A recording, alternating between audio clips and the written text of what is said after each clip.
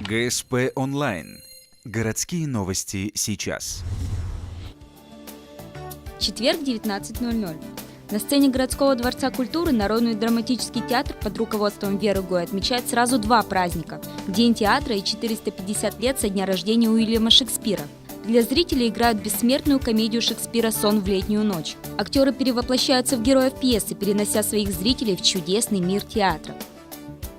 Богиня, нимфа, звездная Елена, очами устами несравненно, твой взор светлей и чище хрусталей, а губы вишен слаще аллей, снега высокогорной белизны, пред белизной твои руки черны.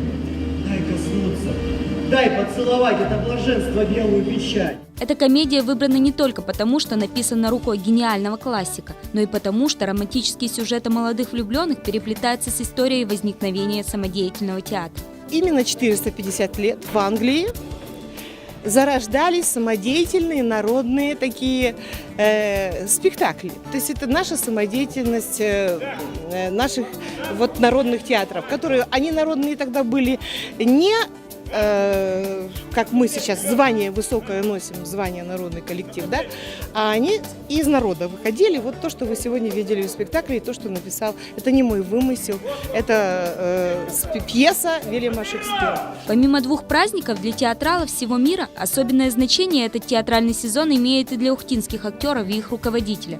Это юбилейный 40-й сезон Веры Михайловны. Мы верим, что актеры театра и их руководитель встретят еще не один юбилейный сезон, продолжая радовать своим талантом ухтинских зрителей.